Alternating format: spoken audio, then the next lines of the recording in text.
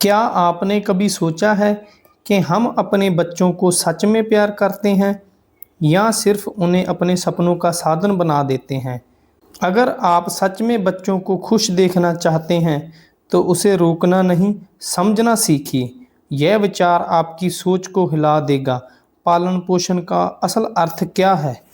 ओशो द्वारा दिए गए समाधान बच्चों और अभिभावक दोनों के लिए ही परिणाम ला सकते हैं, जो सदियों से मनुष्य का स्वप्न रहा है। बच्चे प्रेम से पैदा हो। विवाह प्रेम के बिना हो रहे हैं।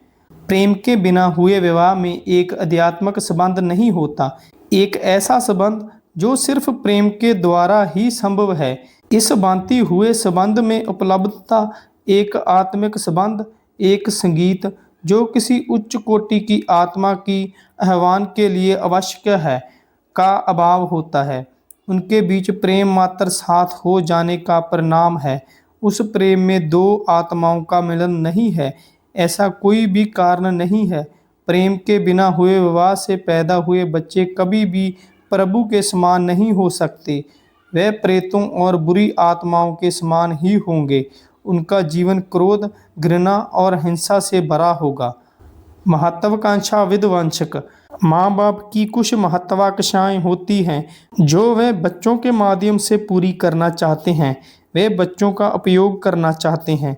जिस क्षण तुम किसी का उपयोग करना चाहते हो, तुम निर्दयी हो जाते हो।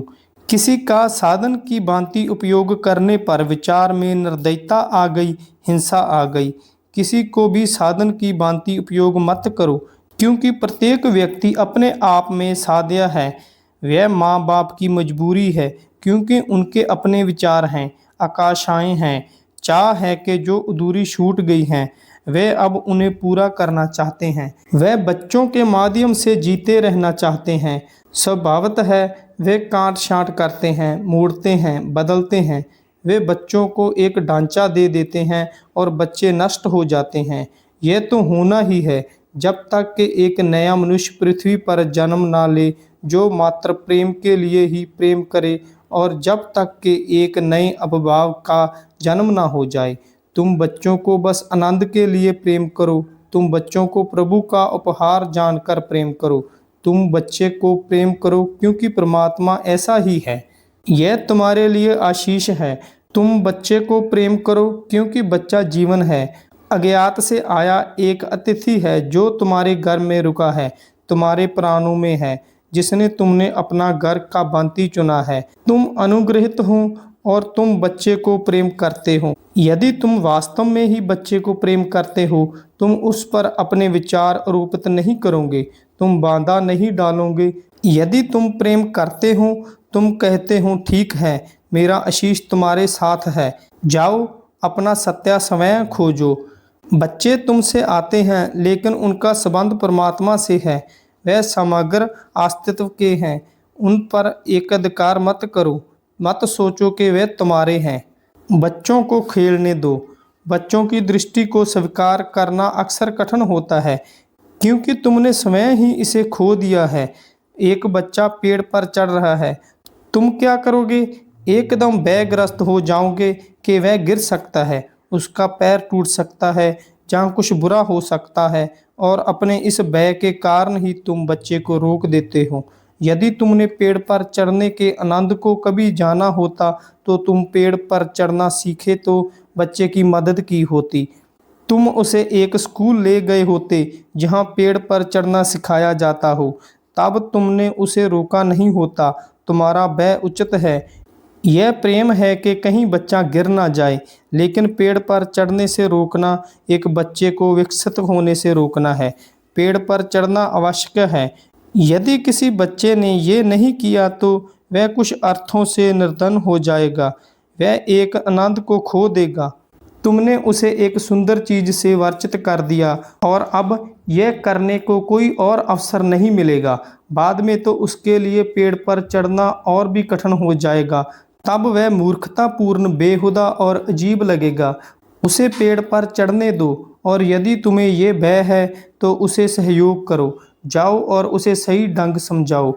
तुम भी उसके साथ चढ़ो, उसे मदद करो ताकि वह गिर ना जाए और हमेशा के लिए वंचित रह जाने की बजाय एक आध बार पेड़ से गिरना कोई बुरी बात नहीं है।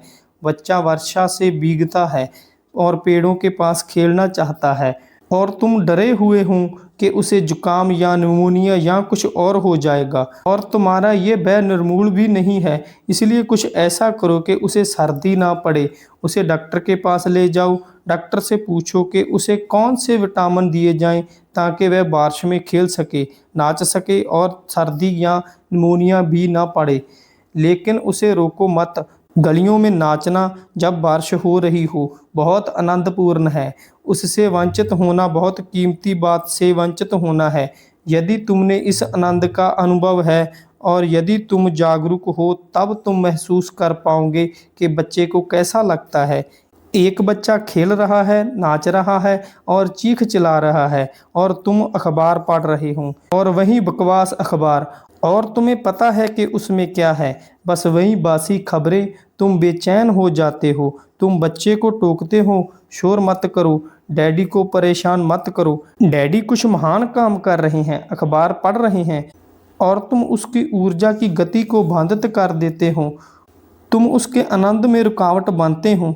तुम जीवन को बाधित कर रहे हो। तुम हिंसक हो रहे हो। आज्ञाकारिता बुद्धिमत्ता की हत्या है। अभिभावक आज्ञाकारी बच्चे को पसंद करते हैं और याद रहे, आज्ञाकारी बच्चा लगभग सदैव ही स्वार्थिक मूर्ख बच्चा होता है। एक विद्रोही बच्चा बुद्धिमान होता है लेकिन उसका कोई आदर नहीं है, प्रेम नहीं है। अध्यापक उसे प्रेम नहीं करते, समाज उसका आदर नहीं करता, उसकी निंदा की जाती है।